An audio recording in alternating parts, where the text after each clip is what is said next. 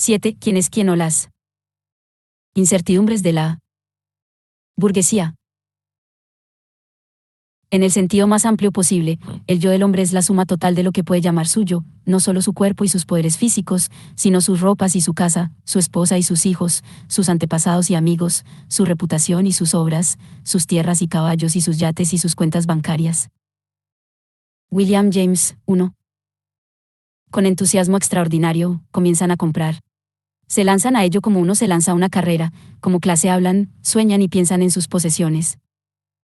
H. G. Wells, 1909-2. El college ha sido fundado por el Consejo de la Mujer del fundador, para permitir la mejor educación de la mujer de las clases alta y media alta. De la Foundation Deed of Holloway College, 1883. Y centraremos ahora nuestra atención en aquellos para quienes la democratización parecía ser una amenaza.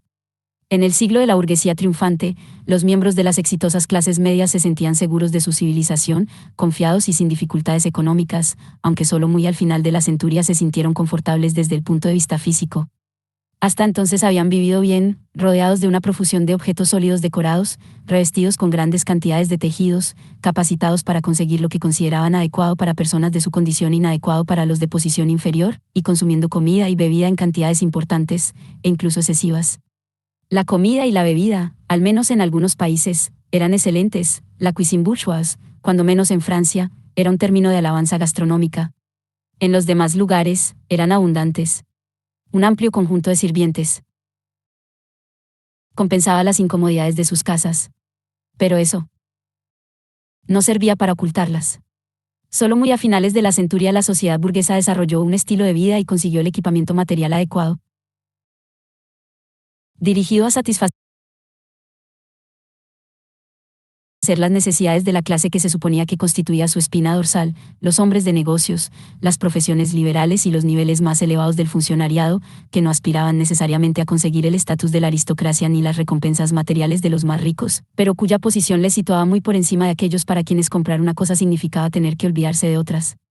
La paradoja de la más burguesa de las centurias fue que su forma de vida solo llegó muy tarde a ser burguesa, que esa transformación se inició en su periferia más que en su centro y que, como una forma y un estilo de vida específicamente burgués, solo triunfó momentáneamente. Esta es tal vez la razón por la que los supervivientes miraban hacia atrás al periodo anterior a 1914, tantas veces y tan nostálgicamente, como a una Belle Époque. Comencemos el estudio de las clases medias en este periodo analizando esa paradoja.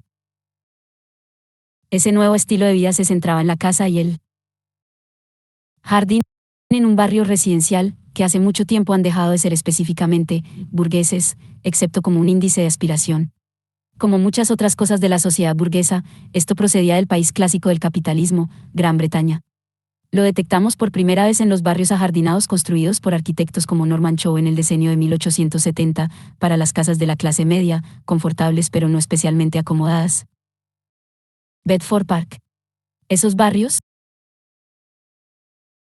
pensados por lo general para estratos de población mucho más acomodados que sus equivalentes británicos, aparecieron en las afueras de las ciudades centroeuropeas, el Cottage Viertel en Viena, Dahlem y el Grunewald Viertel en Berlín, y finalmente descendieron en la escala social hasta los suburbios de clase media-baja o el laberinto de pabellones, no planificados en los límites de las grandes ciudades y, por último, a través de constructores especuladores y de arquitectos idealistas desde el punto de vista social, a las calles y colonias semiseparadas que intentaban reproducir el espíritu de la aldea y la pequeña ciudad, Siedlungen o asentamientos, fue el significativo término que se les aplicó en alemán, de algunas casas municipales para los trabajadores mejor situados a finales del siglo XX.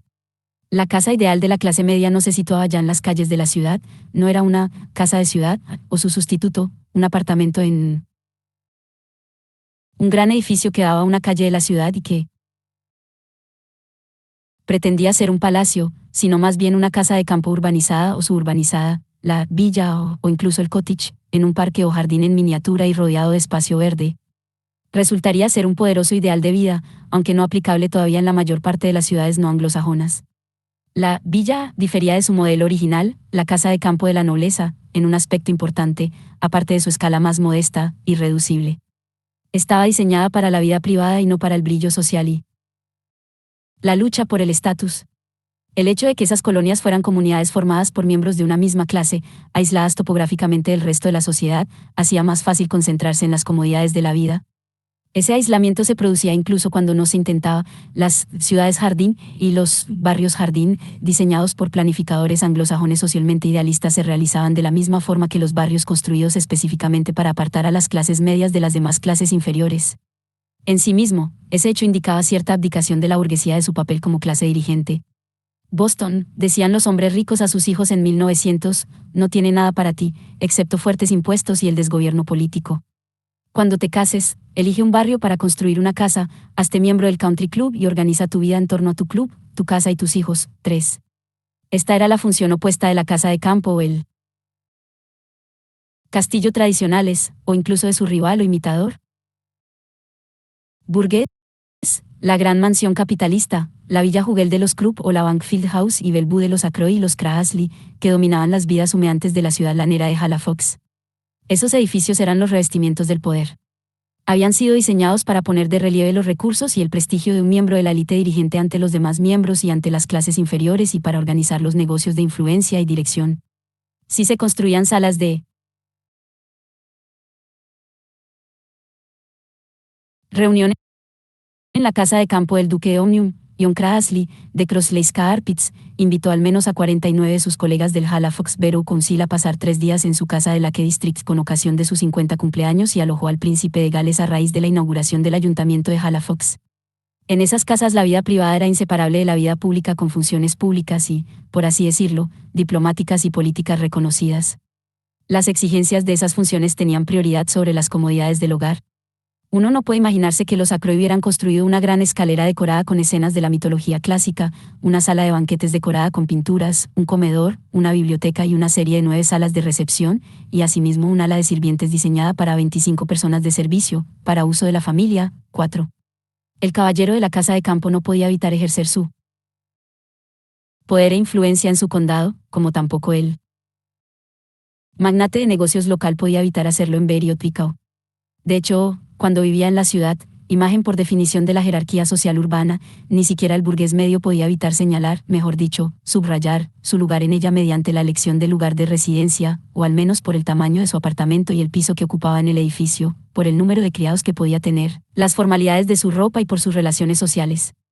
La familia del agente de bolsa del reinado de Eduardo II, que un hijo disidente recordaba más tarde, era inferior a los Forsyth, porque su casa no daba a Kensington Gardens, aunque no estaba lo bastante alejada como para perder estatus. La London Season quedaba más allá, pero la madre estaba formalmente en casa por las tardes y organizaba recepciones con una orquesta húngara que alquilaba en Viteley's Universal Store, y prácticamente todos los días asistía a invitadas cenas o las organizaba ella durante los meses de mayo y junio. 5. La vida privada y la presentación pública de estatus no podían ser cosas diferentes. Los miembros de las clases medias del periodo preindustrial, que veían mejorar su condición modestamente, estaban excluidos de esas tentaciones por su estatus social inferior, si bien respetable, o por sus convicciones puritanas y pietistas, por no mencionar los imperativos de la acumulación de capital. Fue la bonanza del crecimiento económico de mediados de siglo lo que les situó cerca de los triunfadores, pero imponiendo al mismo tiempo un estilo público de vida modelado sobre el de las élites más antiguas. Pero en ese momento de triunfo 4 factores impulsaron la aparición de un estilo de vida menos formal y más privado. Como hemos visto, el primero de esos factores fue la democratización de la política, que socavó la influencia pública y política de todos los burgueses, excepto los más importantes. En algunos casos la burguesía, básicamente liberal, se vio obligada de facto a retirarse por completo de una política dominada por los movimientos de masas o por unas masas de votantes que se negaban a reconocer su influencia. Se ha dicho que la cultura de la Viena de fin de siglo era en gran medida la cultura de una clase y de un pueblo, los judíos de clase media, a quienes ya no se les permitía hacer lo que deseaban, es decir, liberales alemanes, y que no hubieran encontrado muchos seguidores ni siquiera como una burguesía liberal no judía. 6.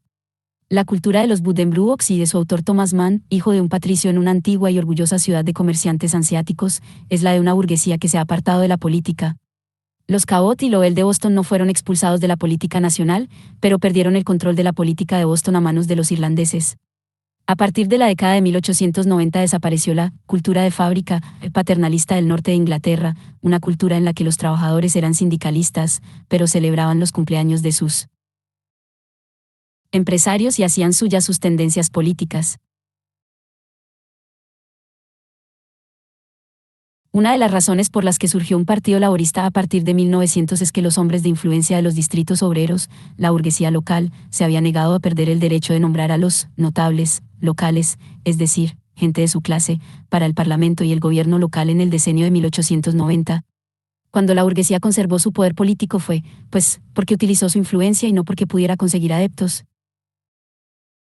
El segundo factor fue cierto debilitamiento de los lazos entre la burguesía triunfante y los valores puritanos que tan útiles habían sido para la acumulación de capital en el pasado y a través de los cuales la clase se había identificado tan frecuentemente y había marcado sus distancias respecto al aristócrata holgazán y disoluto y respecto a los trabajadores perezosos y borrachos. En la burguesía instalada el dinero ya había sido conseguido. Podía proceder, no directamente de su fuente, sino como un pago regular que reportaban unos fragmentos de papel que representaban inversiones, cuya naturaleza podía ser oscura, aun cuando no procedieran de alguna remota región del globo, muy lejos de los condados patrios que circundaban Londres. Con frecuencia, ese dinero era heredado o distribuido entre hijos y parientes femeninos que no trabajaban. En gran medida, la burguesía de finales del siglo XIX era una clase ociosa, cuyo nombre fue inventado en esa época por un sociólogo independiente norteamericano de considerable originalidad, Thorstein Veblen, que escribió una teoría al respecto. 7. Pero incluso algunos que si ganaban dinero no tenían que dedicar mucho tiempo para conseguirlo, especialmente si lo obtenían a través de las actividades bancarias, financieras y especulativas, en Europa. Ciertamente, en el Reino Unido, esas actividades dejaban mucho tiempo libre para otros propósitos. En definitiva, gastar dinero pasó a ser una actividad cuando menos tan importante como ganarlo. El gasto no tenía que ser tan lujoso como el de los superricos, clase bien representada en la Belle Époque. Incluso los que eran relativamente menos ricos aprendieron a gastar para conseguir comodidad y diversión. El tercer factor fue cierto relajamiento de las estructuras de la familia burguesa, que se reflejó en cierta emancipación de la mujer dentro de ella, aspecto que trataremos en el próximo capítulo, y en la aparición de grupos de edad entre la adolescencia y el matrimonio como una categoría separada y más independiente de jóvenes, que, a su vez, ejercieron un poderoso influjo en el arte y la literatura, véase Infra, capítulo 9. Las palabras juventud y modernidad llegaron a ser casi intercambiables en algunos casos, y si el término modernidad quería decir algo, significaba un cambio de gusto, de decoración y de estilo. Ambos fenómenos comenzaron a apreciarse entre las clases medias acomodadas en la segunda mitad del siglo y se hicieron evidentes en las dos últimas décadas. No solo adoptaron esa forma de ocio propia del turismo y las vacaciones. Como muestra claramente la película Muerte en Venecia de Visconti, el gran hotel junto a la playa o la montaña, que conoció ahora su periodo de gloria, estaba dominado por la imagen de los huéspedes femeninos, sino que intensificaron enormemente la importancia del hogar burgués como lugar de las mujeres de esa clase. El cuarto factor fue el importante incremento del número de aquellos que pertenecían, afirmaban pertenecer o aspiraban apasionadamente a pertenecer a la burguesía, en definitiva, de la clase media, como un todo. Una de las cosas que vinculaban a los miembros de esa clase era cierta idea de un estilo de vida fundamentalmente doméstico. 2.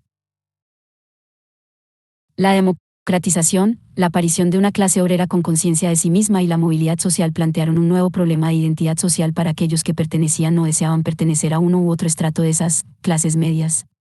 Resulta muy difícil realizar la definición de la burguesía, véase La Era del Capital, capítulo 13, 3, 4, y esa tarea se vio dificultada aún más cuando la democracia y la aparición del movimiento obrero condujeron a los que pertenecían a la burguesía, término que adquirió cada vez más connotaciones negativas, a negar su existencia como clase en público, cuando no a negar la existencia de todas las clases.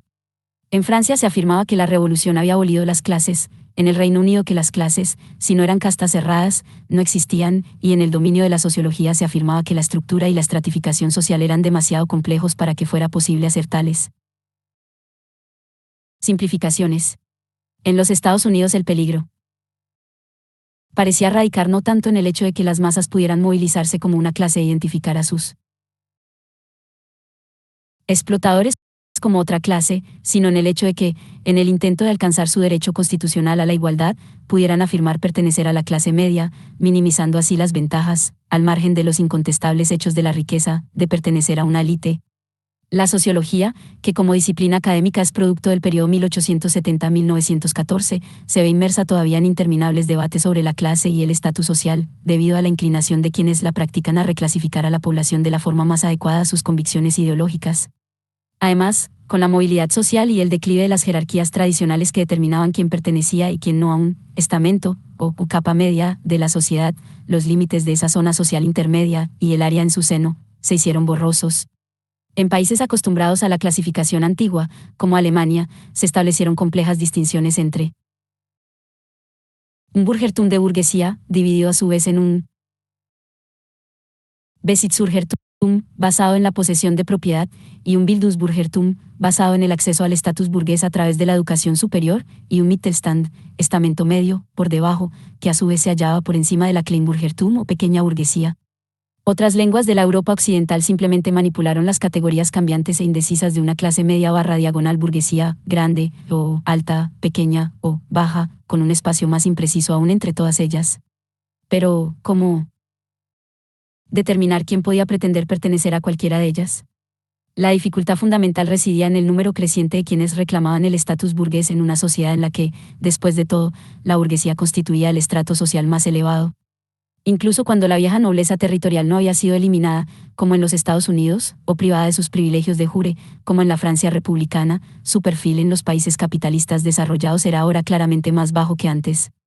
Perdía fuerza incluso en el Reino Unido, donde había mantenido una presencia política destacada y el nivel más importante de riqueza en los decenios centrales de la centuria. De los millonarios británicos que murieron en los años 1858 a 1879, 4/5 partes, 117, eran todavía terratenientes. En 1880 a 1899 ese porcentaje había descendido a poco más de un tercio, y en 1900 a 1914 todavía era más bajo, 8. Los aristócratas eran la presencia mayoritaria en casi todos los gabinetes británicos hasta 1895.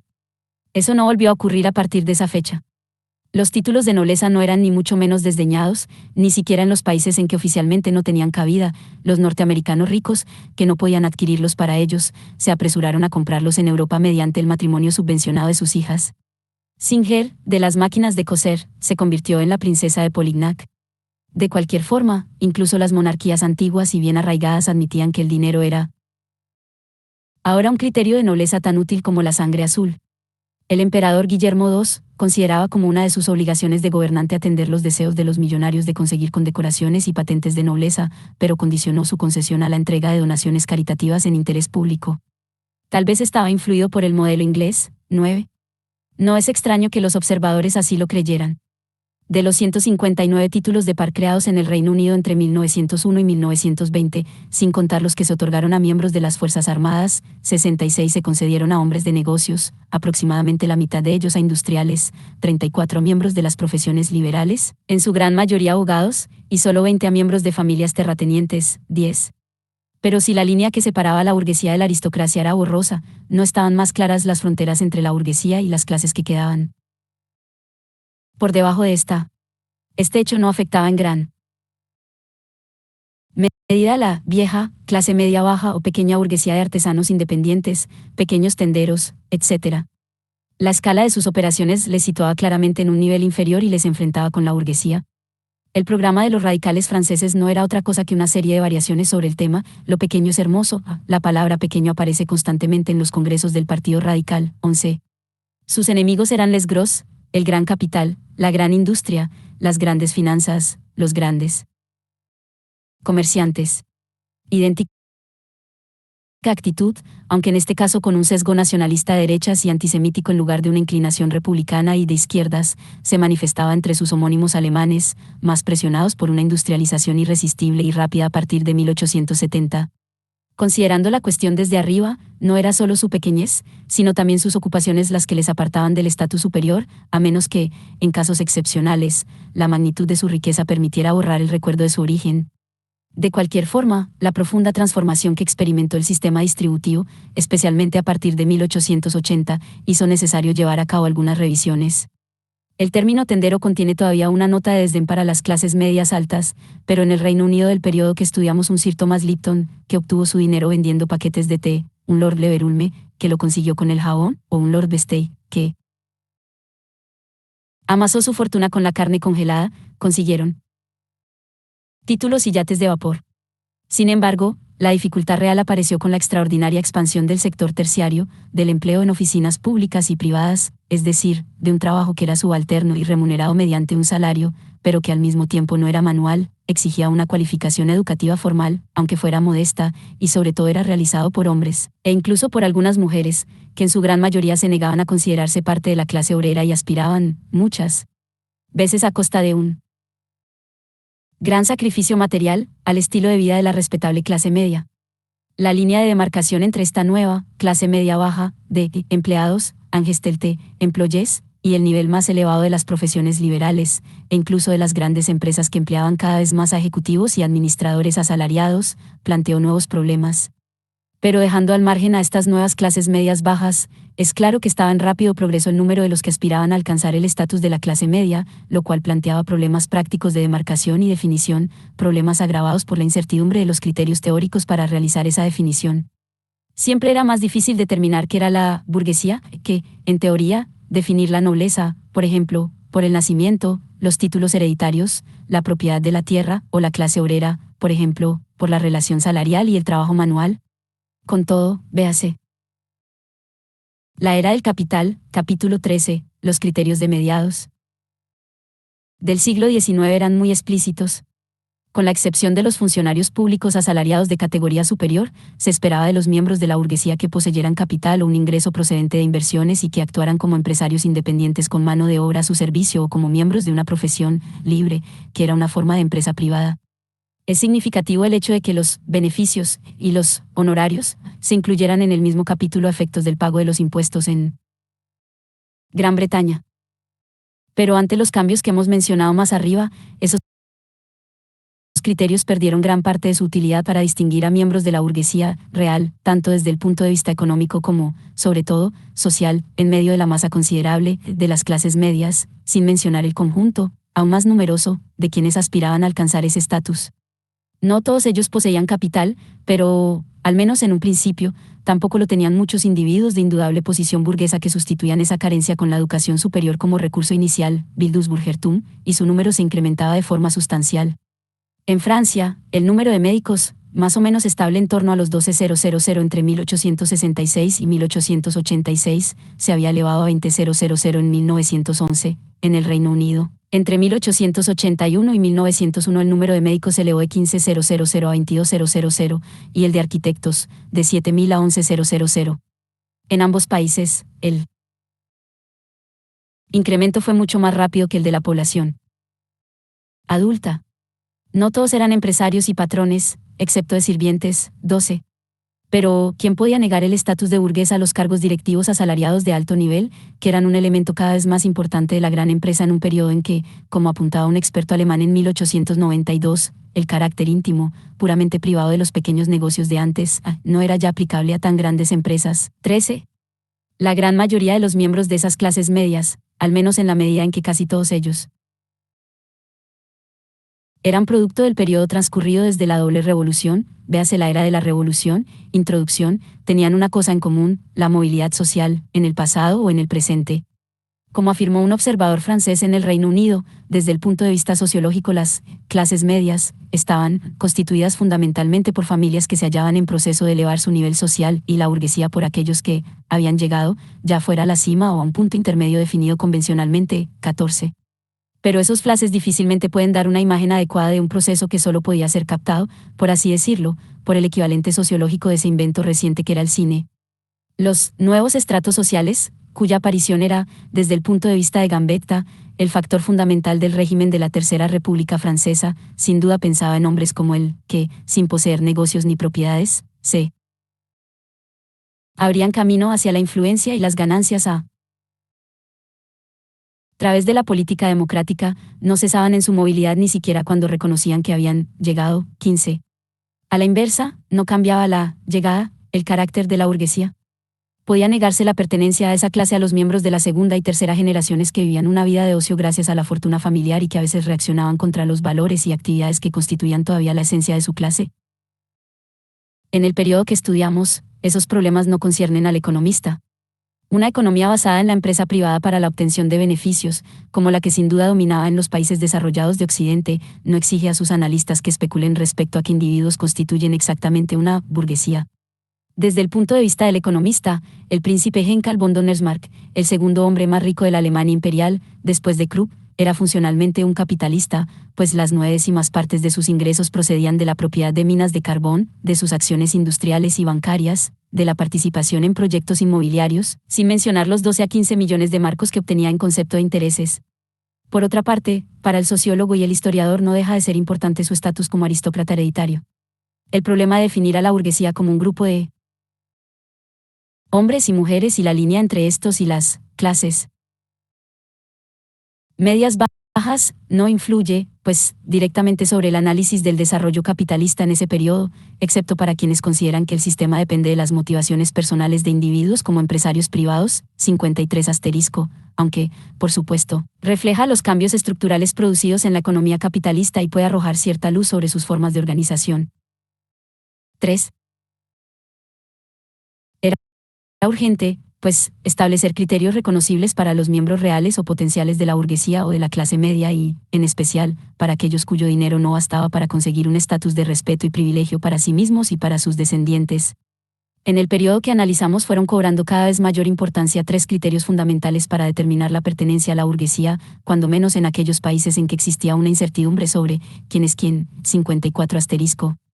Todos tenían que cumplir 2 condiciones, tenían que distinguir claramente los miembros de las clases medias de los de las clases trabajadoras, campesinos u otros dedicados al trabajo manual, y tenían que proveer una jerarquía de exclusividad, sin cerrar la posibilidad de ascender los peldaños de esa escala social. Uno de esos criterios era una forma de vida y una cultura de clase media, mientras que otro criterio era la actividad del tiempo de ocio y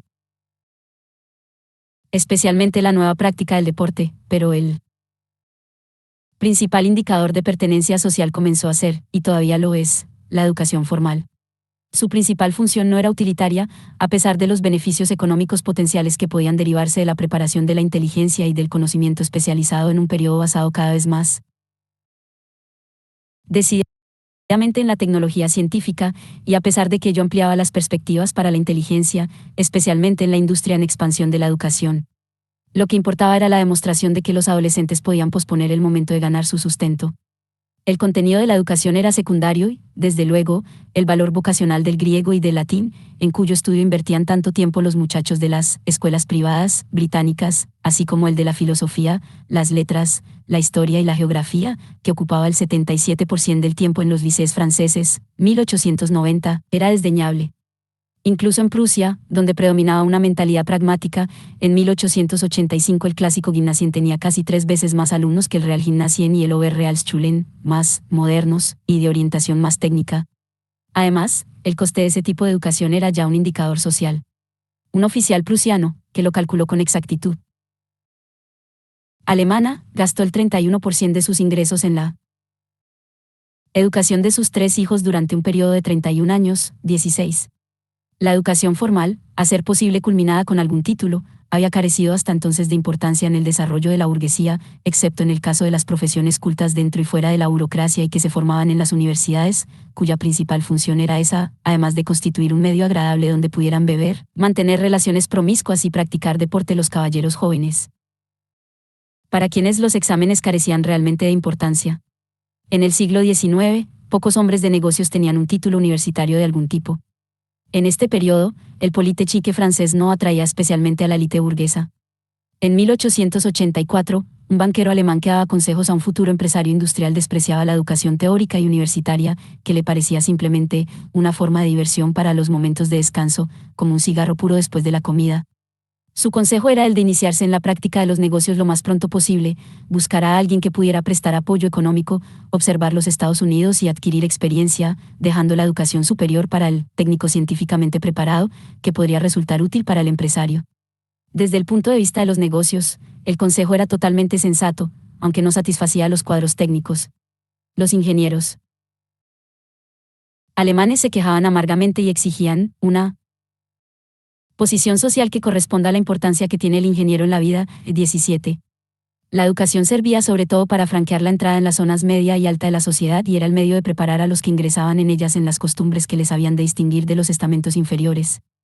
En algunos países con servicio militar obligatorio, incluso la edad mínima de escolarización, en torno a los 16 años, garantizaba a los muchachos el ser clasificados como oficiales potenciales. La educación secundaria hasta la edad de 18 años se generalizó entre las clases medias, seguida normalmente por una enseñanza universitaria o una preparación profesional elevada. El número de escolarizados siguió siendo pequeño, aunque se incrementó un tanto en la educación secundaria y de forma mucho más importante en la educación superior. Entre 1875 y 1912 el número de estudiantes alemanes aumentó más del triple, el de estudiantes franceses, 1875 a 1910, en más del cuádruple. Sin embargo, en Francia menos del 3% de los grupos de edad entre 13 y 19 años acudían a las escuelas secundarias, 77.500 en total, y solo el 2% continuaban hasta el examen final, que aprobaban la mitad de ellos, 18.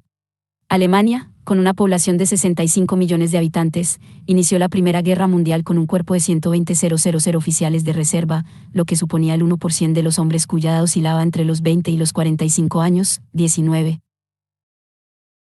Aunque se trataba de cifras modestas, eran muy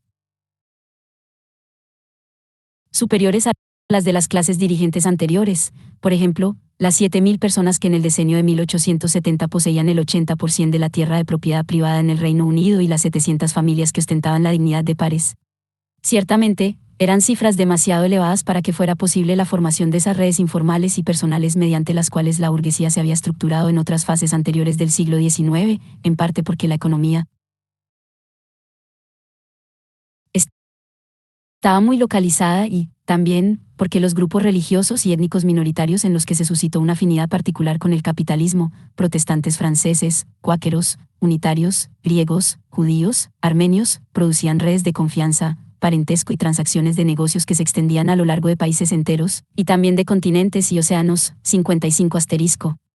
Esas redes informales podían actuar incluso en la misma cima de la economía nacional e internacional, porque el número de individuos implicados era reducido y algunos sectores económicos, especialmente la banca y las finanzas, estaban cada vez más concentrados en un puñado de centros financieros, por lo general las capitales de los estados-nación más importantes. Hacia 1900, la comunidad bancaria británica, que controlaba de facto el negocio financiero mundial, estaba formada por unas pocas familias que vivían en una zona reducida de Londres, que se conocían entre sí, frecuentaban los mismos clubes y círculos sociales y que se casaban entre sí. 20. El Sindicato del Acero de Renania-Westfalia, que aglutinaba la mayor parte de la industria alemana del acero, estaba formado por 28 empresas. El más importante de todos los trusts, la United States Steel, se constituyó en una serie de conversaciones informales entre un grupo de hombres y finalmente tomó forma en las conversaciones de sobremesa y durante los partidos de golf.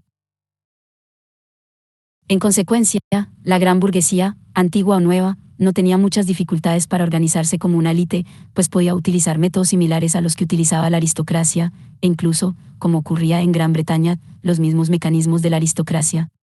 Desde luego allí donde era posible, su objetivo, cada vez más frecuentemente, era coronar el éxito en los negocios integrándose en la clase de la nobleza, al menos a través de sus hijos e hijas y, si no, adoptando el estilo de vida aristocrático. Es un error ver en esto simplemente la abdicación del burgués ante los viejos valores aristocráticos. Entre otras cosas, la socialización a través de escuelas de élite, o de cualquier tipo, no había sido más importante para las aristocracias tradicionales que para las burguesías. Cuando eso ocurrió así, como en las escuelas públicas británicas, asimiló valores aristocráticos a un sistema moral pensando para una sociedad burguesa y para su burocracia. Por otra parte, la piedra de toque de los valores aristocráticos pasó a ser cada vez más un estilo de vida disoluto y lujoso que exigía por encima de todo dinero, no importa de dónde procediera. Por tanto, el dinero se convirtió en su principio básico. El terrateniente noble genuinamente tradicional, cuando no podía mantener ese estilo de vida y las actividades asociadas con él, se vio exiliado en un mundo provincial, leal, orgulloso pero socialmente marginal, como los personajes de Erestechín de Theodore Fontaine, 1895, esa intensa elegía de los valores Yankar de Brandenburgo. La gran burguesía utilizaba el mecanismo de la aristocracia y los de cualquier otro grupo de élite para sus propios objetivos. Las escuelas y universidades realizaban su auténtico papel socializador entre aquellos que ascendían por la escala social y no para quienes ya habían llegado a su cima. De esta forma, el hijo de un jardinero inconformista de Salisbury, se convirtió en profesor de Cambridge y su hijo, a través de Eton y del King's College, en el economista John Maynard Keynes, miembro tan típico de una élite distinguida y segura de sí misma, que nos sorprende todavía pensar en la niñez de su madre entre los tabernáculos baptistas de provincias, y sin embargo, hasta el final, un miembro orgulloso de su clase, de lo que más tarde llamó burguesía educada. 21. Es cierto que el tipo de educación que ofrecía la probabilidad e incluso la seguridad de alcanzar el estatus burgués se extendió para atender la demanda de un número cada vez mayor de quienes habían conseguido riqueza pero no estatus, como el abuelo de Keynes, aquellos cuya propia posición burguesa dependía tradicionalmente de la educación, como los hijos del indigente clero protestante y los de las profesiones liberales, mejor remuneradas, y las masas de padres, respetables, de menos categoría social que se sentían ambiciosos respecto a sus hijos.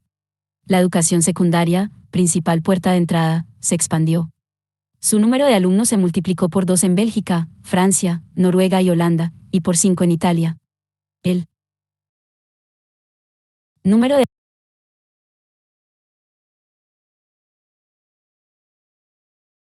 alumnos de las universidades, que ofrecían una garantía de ingreso en la clase media, se triplicó en la mayor parte de los países europeos entre los últimos años del decenio de 1870 y 1913. En las décadas anteriores había permanecido más o menos estable. De hecho, en el decenio de 1880 una serie de observadores alemanes se mostraban preocupados acerca de la conveniencia de admitir más estudiantes universitarios de los que podía acomodar el sector económico de la clase media. El problema de la auténtica clase media alta, es decir, los 68 grandes industriales, que entre 1895 y 1907 se unieron a los 5 que ocupaban ya los lugares más altos de los contribuyentes de Bochum, Alemania. 22, era que esa expansión general de la educación no proporcionaba distintivos de estatus lo bastante exclusivos. Ahora bien, al mismo tiempo la gran burguesía no podía separarse formalmente de las clases inferiores, porque su estructura debía mantenerse abierta a nuevos contingentes, esa era su naturaleza, y porque necesitaba movilizar, o al menos conciliar, a las clases media y media baja contra la clase obrera, cada vez más activa.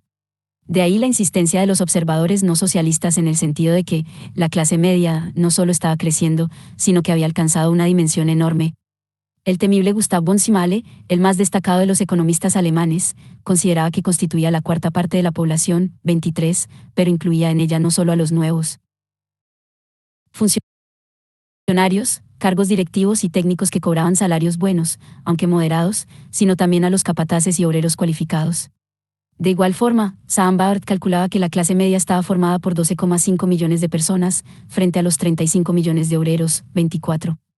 Estos cálculos correspondían a votantes potencialmente socialistas. Una estimación generosa no podría ir mucho más allá de los 300.000 que se calcula que habrían constituido el público inversor en el Reino Unido de los últimos años del reinado de la reina Victoria, así como el de Eduardo II, 25. En todo caso, los miembros de las clases medias acomodadas no abrían, ni mucho menos, sus brazos de par en par a los estamentos inferiores aunque estos llevaran camisa y corbata. Un observador inglés desdeñaba la clase media baja afirmando que, junto con los obreros, pertenecía al mundo de los internados. 26. Así pues, en unos sistemas cuyo ingreso estaba abierto, había que establecer círculos informales, pero definidos, de exclusividad. Esto era fácil en un país como el Reino Unido, donde hasta 1870 no existió una educación primaria de carácter público, la asistencia a la escuela no sería obligatoria hasta 20 años después, la educación secundaria pública, hasta 1902, y donde, además, no existía prácticamente educación universitaria fuera de las 2 antiguas universidades de Oxford y Cambridge. 56 asterisco. A partir de 1840 se crearon para las clases medias muchas escuelas erróneamente llamadas escuelas públicas, public schools, según el modelo de las 9 fundaciones antiguas reconocidas como tales en 1870 y que ya albergaban, especialmente Eton, a la nobleza y a la gentry. En los primeros años del decenio de 1900 la lista se había ampliado para incluir, según el grado de exclusividad y esnovismo, entre 64 y 160 escuelas más o menos caras que reclamaban ese estatus y que educaban deliberadamente a sus alumnos como miembros de la clase dirigente. 27. Una serie de escuelas secundarias similares, sobre todo en el noreste de los Estados Unidos, preparaban también a los hijos de las buenas, o cuando menos ricas, familias para recibir el lustre definitivo de las universidades privadas de élite. En ellas, así como en el seno del amplio grupo de estudiantes universitarios alemanes, se reclutaban grupos todavía más exclusivos por parte de asociaciones privadas como los corps estudiantiles o las más prestigiosas fraternidades que adoptaban nombres del alfabeto griego, y cuyo lugar en las viejas universidades inglesas fue ocupado por los colleges residenciales. Así pues, la burguesía de finales del siglo XIX era una curiosa combinación de sociedades educativamente abiertas y cerradas, abiertas, puesto que el ingreso era posible por medio del dinero, o incluso, gracias a la existencia de becas u otros mecanismos para los estudiantes pobres, los méritos, pero cerradas porque se entendía claramente que algunos círculos eran mucho más iguales que otros. La exclusividad era puramente social. Los estudiantes de los corps alemanes, aficionados a la cerveza y llenos de cicatrices, se batían en duelo porque eso demostraba que, a diferencia de los estamentos inferiores, eran Satisfaktionsfähig, es decir, caballeros y no plebeyos.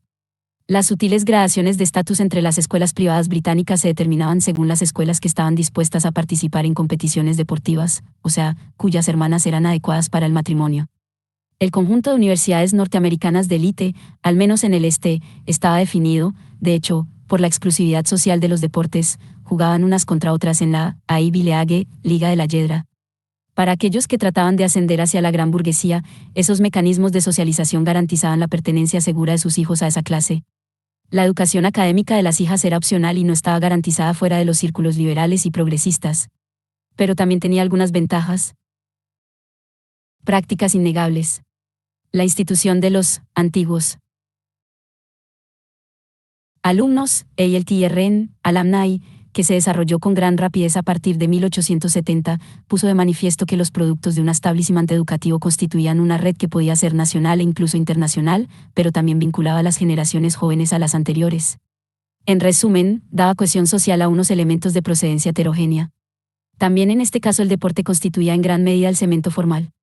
A través de ese sistema, una escuela, un college, un corps o una fraternidad, de los que volvían a formar parte sus antiguos alumnos, que con frecuencia los financiaban, constituían una especie de mafia potencial, amigos de amigos, para la ayuda mutua, sobre todo en el mundo de los negocios, y, a su vez, la red de esas familias ampliadas, de personas cuyo estatus económico y social equivalente podía asumirse, proporcionaba una serie de contactos potenciales más allá del ámbito de relaciones y negocios locales o regionales. Como se afirmaba en la guía de las fraternidades de los colleges norteamericanos, reflexionando sobre el gran crecimiento de las asociaciones de los antiguos alumnos, Beta Zeta Pi tenía asociaciones de antiguos alumnos en 16 ciudades en 1889 y 110 en 1912, formaban círculos de hombres cultivados que de otra forma no podrían conocerse. 28.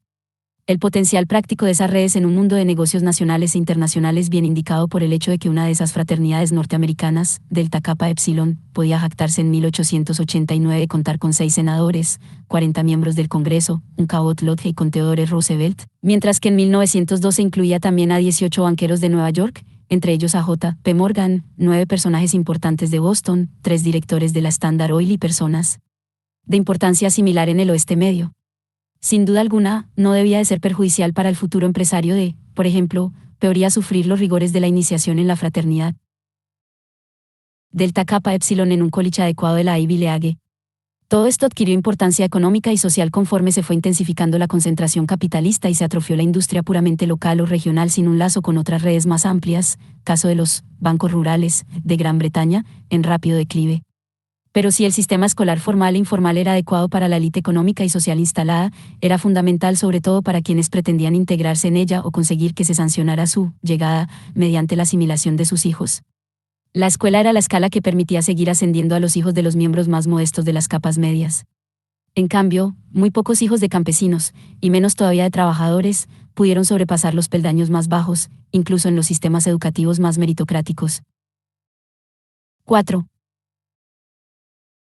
La facilidad relativa con que los 10.000 de arriba, como se les conocía, pudieron establecer la exclusividad no solucionó el problema de los centenares de miles de arriba, que ocupaban el espacio mal definido que existía entre las gentes de más alto rango y el pueblo llano, y, menos todavía, el problema de la mucho más numerosa clase media baja, que las más de las veces gozaba solo de una situación económica ligeramente mejor que los obreros especializados mejor pagados. Ciertamente, pertenecían a lo que los observadores sociales británicos llamaban la clase que tiene sirvientes, el 29% de la población de una ciudad de provincias como York. Pese al hecho de que el número de sirvientes domésticos se estancó e incluso disminuyó a partir de 1880 y, por tanto, no se mantuvo a tono con el crecimiento de las capas medias, lo cierto es que era casi inconcebible, excepto en los Estados Unidos, aspirar a ingresar en la clase media o media baja sin poseer servicio doméstico. Desde ese punto de vista, la clase media era todavía una clase de señores, véase la era del capital, o más bien de señoras que tenían a su cargo alguna muchacha trabajadora. Ciertamente, daban a sus hijos, y cada vez más a sus hijas, una educación secundaria. En tanto en cuanto esto cualificaba a los hombres para el estatus de oficiales de la reserva, u oficiales, caballeros temporales, en los ejércitos de masas británicos de 1914, también les situaba como señores potenciales de otros hombres. Sin embargo, un número de ellos cada vez mayor ya no eran independientes, desde un punto de vista formal, sino que a su vez recibían salarios de sus empleadores, aunque a esto se les llamase eufemísticamente de otra forma. Junto a la vieja burguesía de hombres de negocios o profesionales independientes, y aquellos que solo reconocían las órdenes de Dios o del Estado, apareció ahora la nueva clase media, directivos, ejecutivos y técnicos asalariados en el capitalismo de las corporaciones y la alta tecnología, la burocracia pública y privada, cuya aparición señaló Max Weber. Al lado de la pequeña burguesía de artesanos independientes y de pequeños tenderos, y eclipsándola, surgió la nueva clase pequeño burguesa de las oficinas, los comercios y la administración subalterna. Desde el punto de vista numérico, era un sector muy amplio, y el reforzamiento gradual del sector económico terciario a costa del primario y secundario anunciaba una todavía mayor expansión. En 1900, en los Estados Unidos ese estrato social era ya más numeroso que la clase obrera, aunque es cierto que este era un caso excepcional. Esta nueva clase media y media baja era excesivamente numerosa y, con frecuencia, en tanto que individuos, sus miembros eran insignificantes, su ambiente social demasiado desestructurado y anónimo, sobre todo en las grandes ciudades, y la escala de la economía y la política demasiado amplia para que pudieran tener influencia como personas y familias, en la misma forma que podían tenerla la clase media alta o la alta burguesía.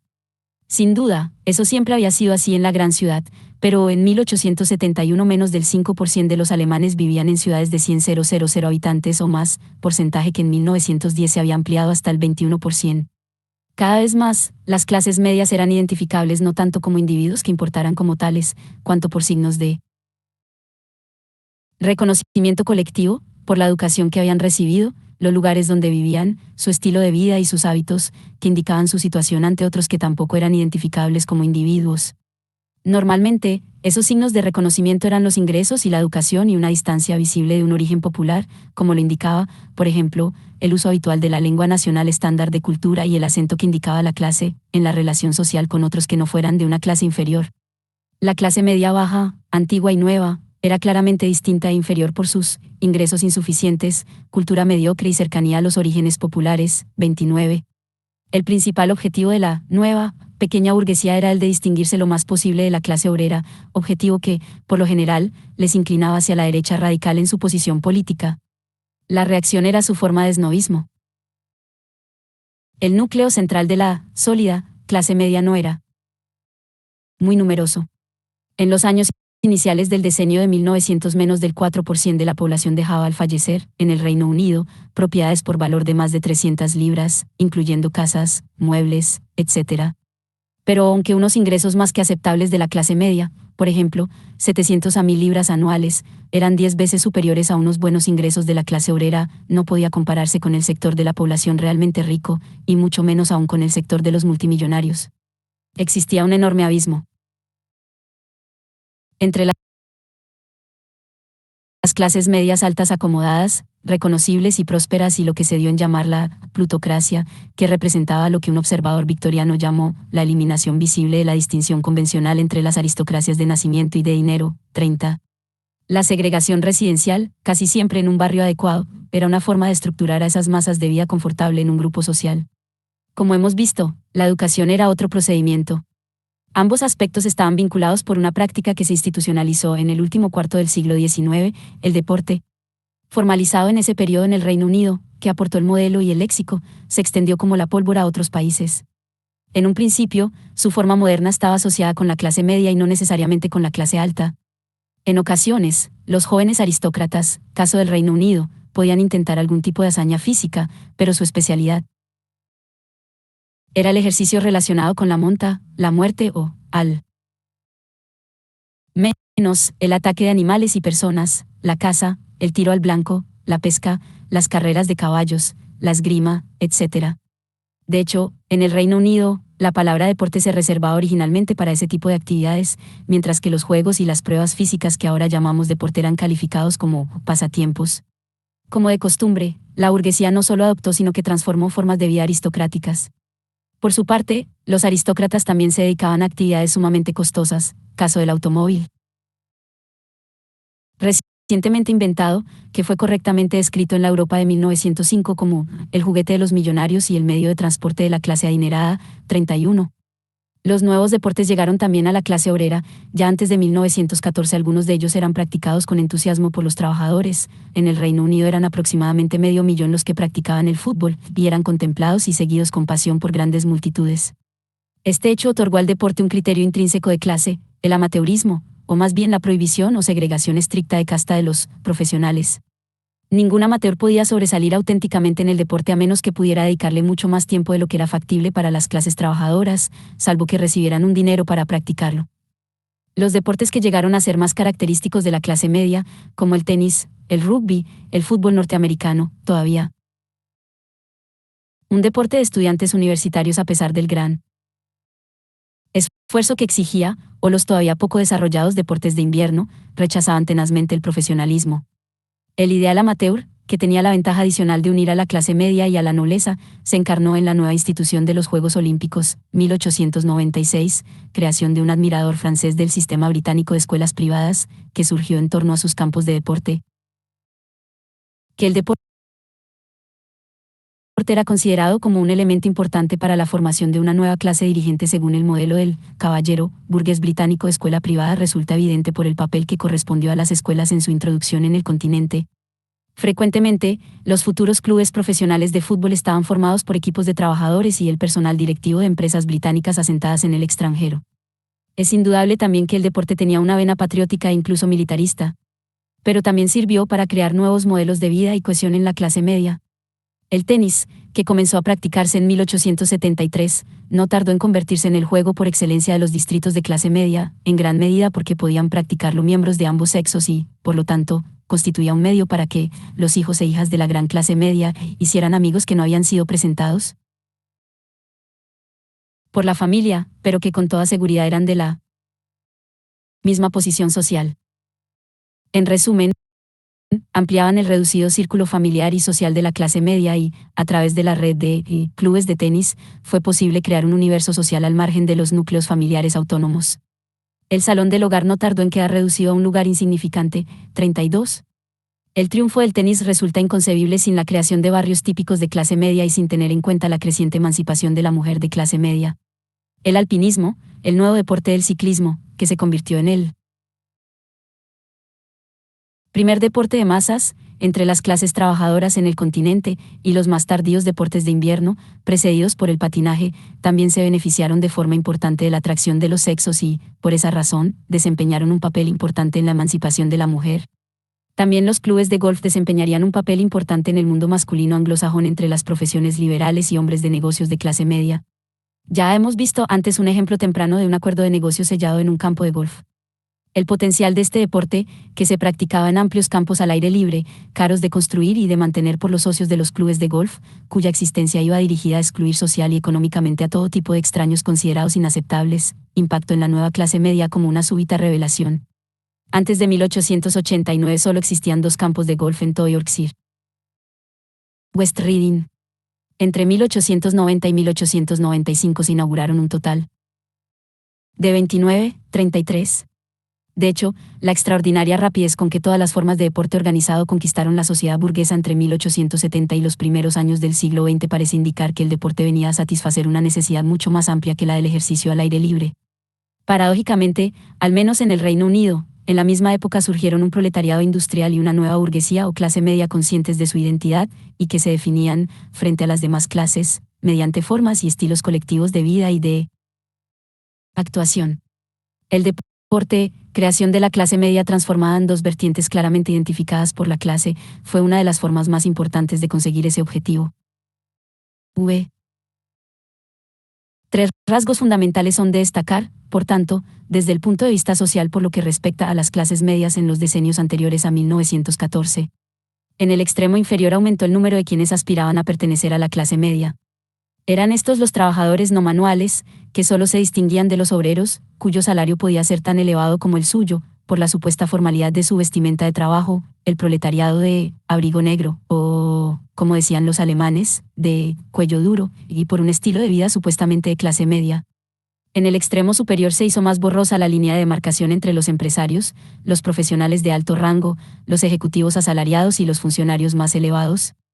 Todos ellos fueron correctamente agrupados como clase 1, cuando el censo británico de 1911 intentó por primera vez registrar la población por clases.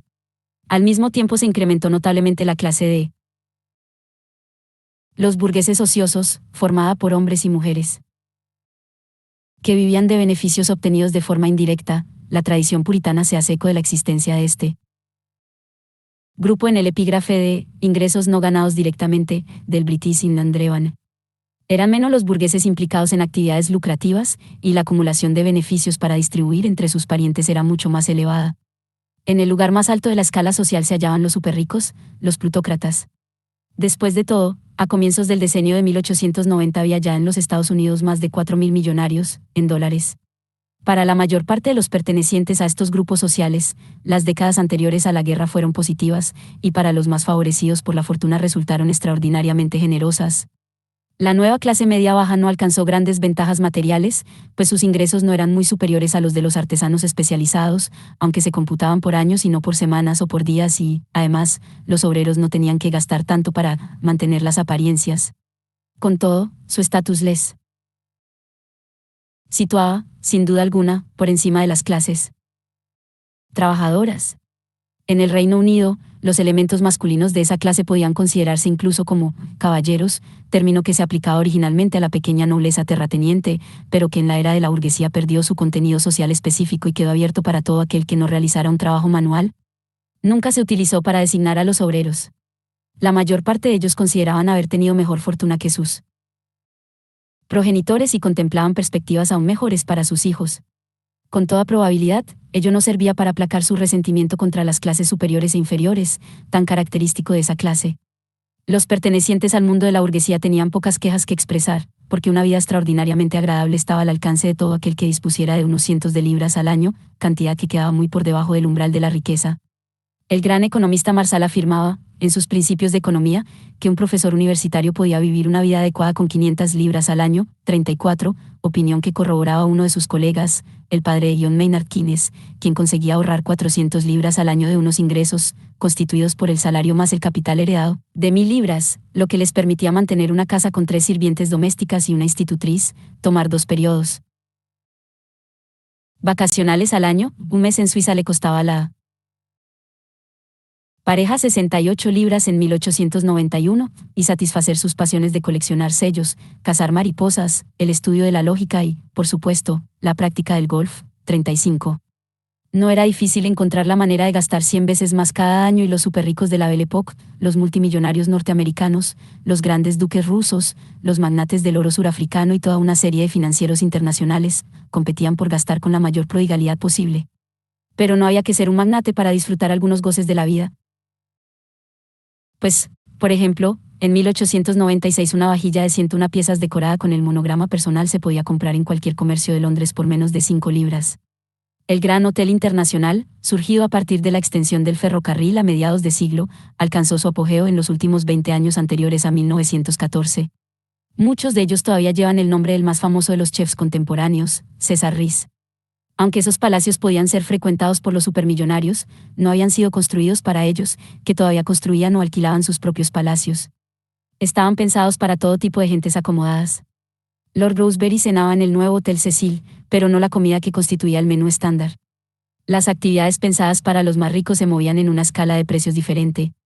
En 1909, un conjunto de palos y bolsa de golf costaba libra y media en Londres, y el precio básico del nuevo coche Mercedes era de 900 libras. Lady Wimborne y su hijo Tenían 2 de ellos, además de 2 Daimlers, 3 Darracqs y 2 Neipies, 36. No es sorprendente que los años que precedieron a 1914 hayan perdurado en el folclore de la burguesía como un periodo dorado.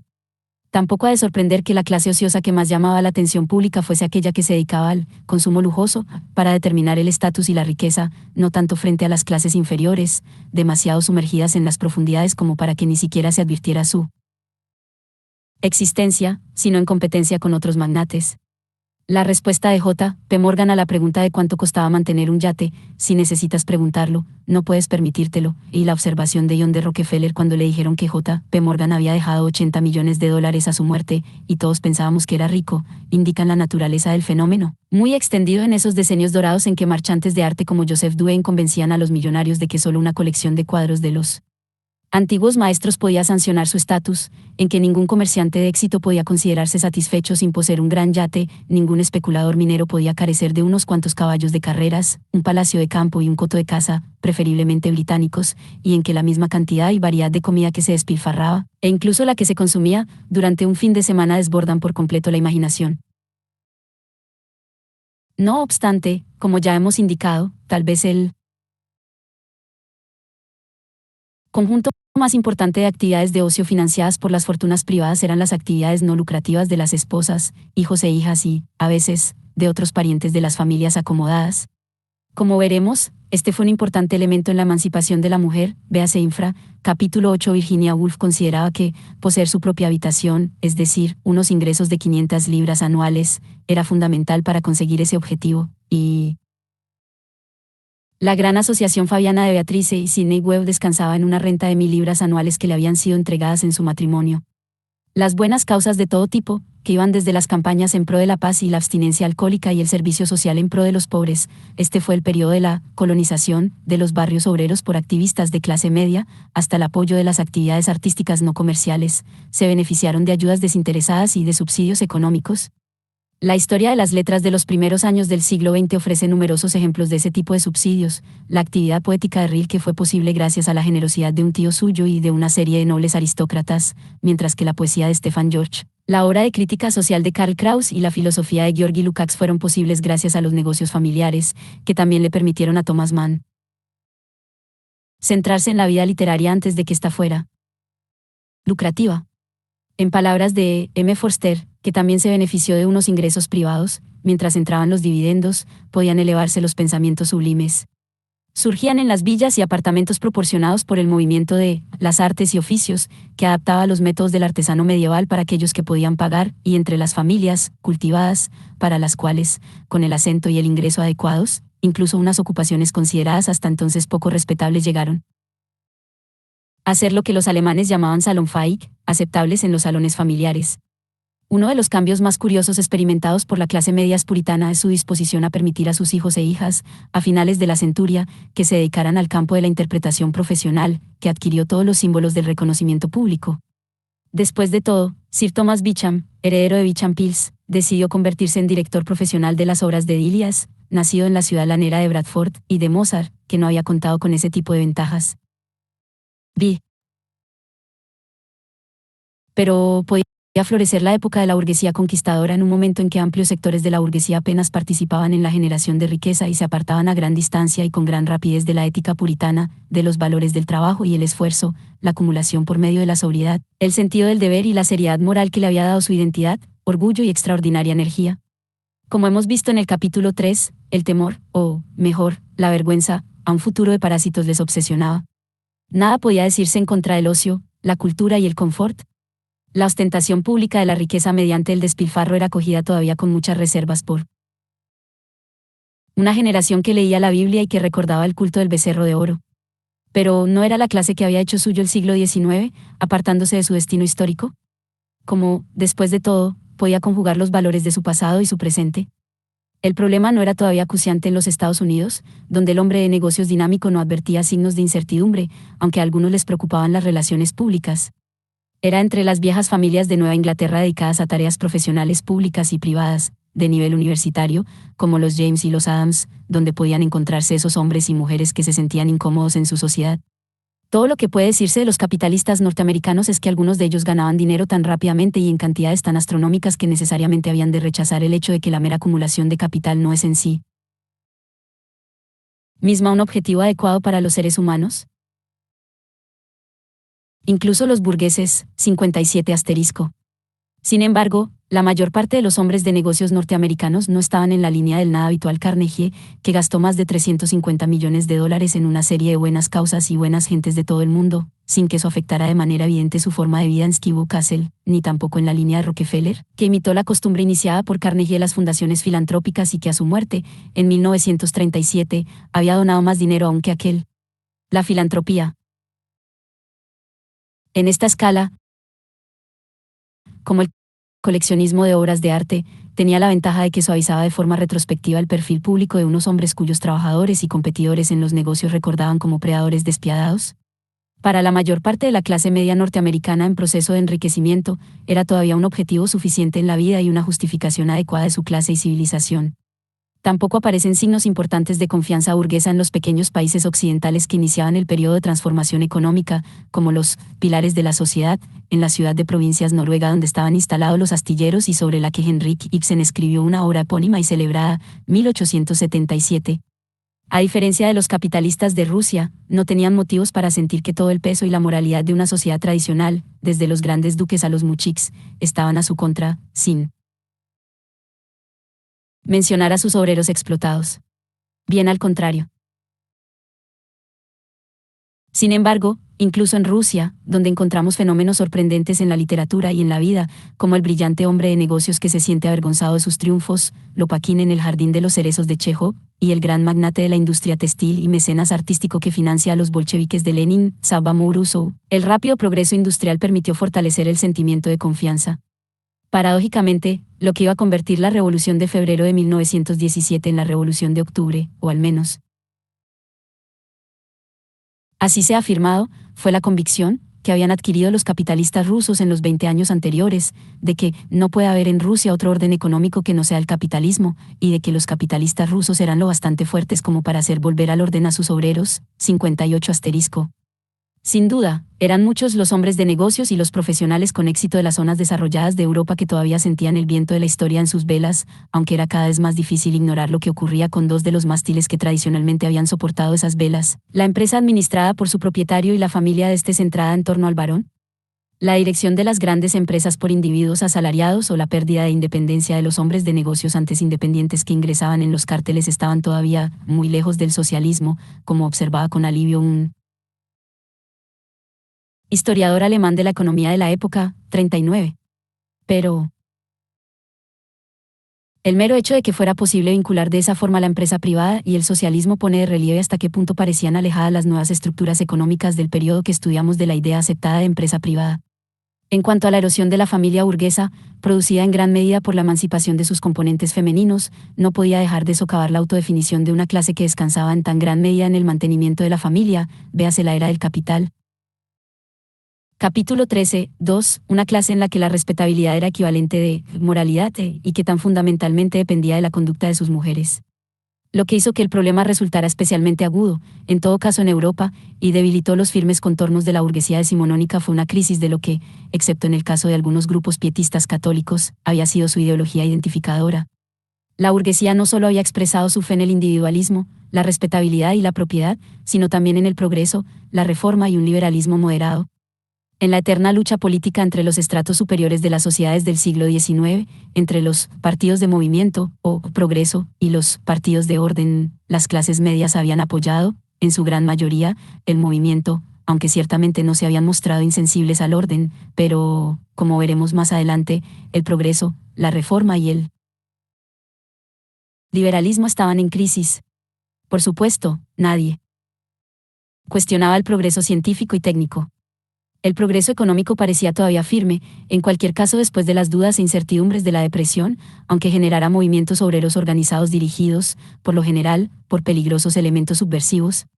Como hemos visto, el progreso político era un concepto mucho más problemático a la luz de la democracia.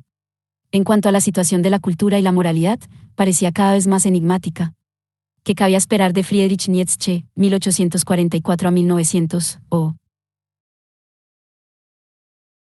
Maurice Barrès, 1862 a 1923, que en el decenio de 1900 eran los gurús de los hijos de quienes habían recorrido su camino intelectual a la luz de Herbert Spencer, 1820 a 1903, o Ernest Renan, 1820 a 1892.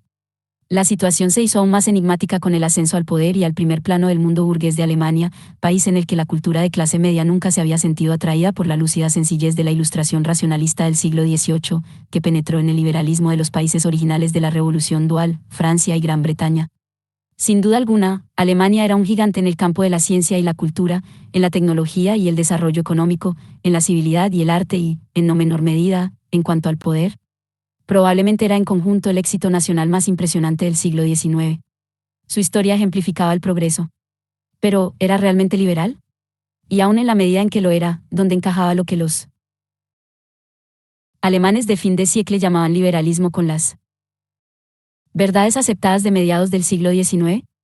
Las universidades alemanas se negaban incluso a enseñar economía tal como esa materia era entendida universalmente en todas partes. El gran sociólogo alemán Max Weber procedía de una impecable tradición liberal, se consideró durante toda su vida un burgués liberal y, en verdad, era un liberal de izquierdas en el contexto alemán. Sin embargo, siempre fue un apasionado admirador del militarismo y del imperialismo y, al menos durante cierto tiempo, se sintió fuertemente tentado por el nacionalismo de derechas, lo que le llevó a unirse a la Liga Pangermana.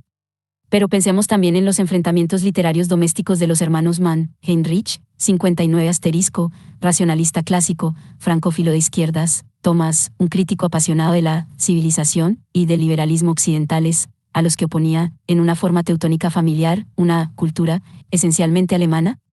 No obstante, toda la carrera de Thomas Mann y sus reacciones ante el ascenso y el triunfo de Hitler demuestran que sus raíces y su corazón pertenecían a la tradición liberal decimonónica. ¿Cuál de los dos hermanos era el auténtico, liberal? ¿Qué posición ocupaba el burgués o burgués alemán? Además, como hemos visto, la política burguesa se hizo más complicada y los políticos se dividieron cuando la supremacía de los partidos liberales eclipsó durante la Gran Depresión. Algunos políticos liberales ingresaron en las filas del conservadurismo, como ocurrió en el Reino Unido, el liberalismo se dividió y declinó, como en Alemania, o perdió a una parte de sus seguidores que derivaron hacia la izquierda o la derecha, como en Bélgica y Austria. ¿Qué significaba exactamente ser liberal en esas circunstancias? ¿Era necesario ser liberal desde el punto de vista ideológico o político? Después de todo, en 1900 eran muchos los países donde el representante típico de las clases empresariales y profesionales se hallaba situado claramente a la derecha del centro político. Y por debajo de ellos estaban los grupos cada vez más numerosos que formaban la nueva clase media y media baja, con su actitud resentida y su afinidad intrínseca con la derecha antiliberal. Dos elementos cada vez más urgentes subrayaban esa erosión de las viejas identidades colectivas, el nacionalismo / imperialismo, véase supra, capítulos 3 y 6, y la guerra. La burguesía liberal no se había mostrado entusiasta de la conquista imperial, aunque, paradójicamente, sus intelectuales eran responsables de la administración de la más extensa posesión imperial, la India, véase la era de la Revolución, capítulo 8, 4. Era posible conciliar la expansión imperialista con el liberalismo burgués, pero no siempre con facilidad. Generalmente, quienes celebraban la conquista con más entusiasmo se situaban más a la derecha.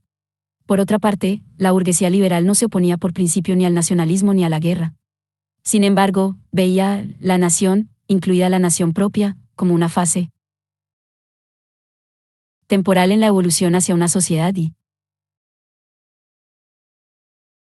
civilización verdaderamente globales y mostraba una actitud escéptica hacia las aspiraciones de independencia nacionales de lo que se consideraban pueblos inviables o pequeños.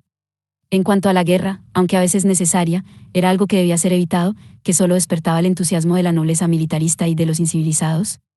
La observación de Bismarck, realista, por otra parte, de que los problemas de Alemania solo se solucionarían a sangre y hierro, pretendía impresionar a la burguesía liberal de mediados del siglo XIX, lo cual había conseguido en el decenio de 1860. Es evidente que en la era del imperialismo, del nacionalismo en expansión y de la guerra que se aproximaba, esos sentimientos ya no estaban en sintonía con las realidades políticas del mundo. Aquel que en 1900 dijera lo que en las décadas de 1860 o 1880 habría sido considerado como una cuestión de mero sentido común en el contexto de la experiencia burguesa, en 1910 se habría encontrado en gran medida en disonancia con su propia época. En las obras de Bernard Shaw posteriores a 1900, los efectos cómicos derivan en gran parte de esos enfrentamientos. 40.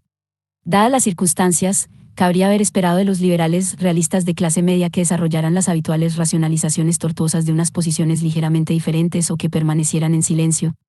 Eso es lo que hicieron los ministros del gobierno liberal británico cuando comprometieron al país en la guerra, mientras pretendían, tal vez incluso ante sí mismos, no estar haciéndolo. Pero también encontramos algo más.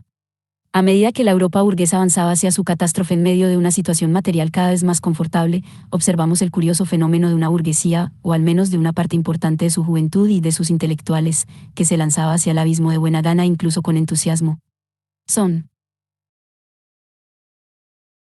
conocidas las reacciones de los jóvenes. Las evidencias de belicosidad entre las mujeres antes de 1914 son mucho menores, que saludaron el estallido de la Primera Guerra Mundial como quien se siente enamorado.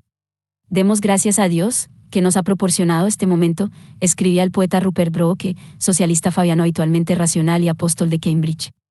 Solo la guerra, escribía el futurista italiano Moranetti, sabe cómo rejuvenecer, acelerar y agudizar la inteligencia humana, cómo aumentar nuestra alegría y liberamos del exceso de las cargas cotidianas, cómo dar sabor a la vida y talento a los imbéciles. En la vida de los campamentos y bajo el fuego, escribía un estudiante francés, experimentaremos la suprema expansión de la fuerza francesa que yace en nuestro interior, 41. Pero también muchos intelectuales de más edad acogieron la guerra con manifestaciones de placer y de orgullo que algunos vivirían para lamentar. Algunos autores han señalado la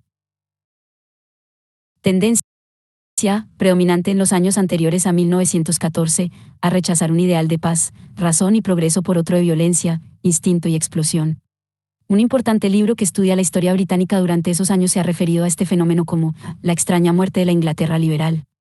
Podríamos ampliar el título a toda la Europa occidental. Las clases medias europeas se sentían incómodas entre las comodidades físicas de su nueva existencia civilizada, aunque no cabe decir lo mismo de los hombres de negocios del Nuevo Mundo. Habían perdido su misión histórica. Las más sentidas e incondicionales alabanzas de los beneficios de la razón, la ciencia, la educación, la ilustración, la libertad, la democracia y el progreso de la humanidad que en otro tiempo había encarnado con orgullo la burguesía, procedían ahora, como veremos más adelante, de aquellos cuya formación intelectual correspondía a un periodo anterior y que no habían evolucionado al ritmo de los tiempos. Fue a las clases trabajadoras y no a la burguesía a las que George Sorel, brillante y rebelde intelectual excéntrico, advirtió contra las ilusiones del progreso, en un libro publicado con ese título en 1908. Mirando hacia atrás y hacia adelante, los intelectuales, los jóvenes, los políticos de las clases burguesas no sentían de ningún modo la convicción de que todo sería para mejor. Sin embargo, una parte importante de las clases altas y medias europeas conservaba una firme confianza en el progreso futuro, porque descansaba en una espectacular mejora de su situación que habían conocido recientemente. Nos referimos a las mujeres, en especial a las mujeres nacidas a partir de 1860. 8. La nueva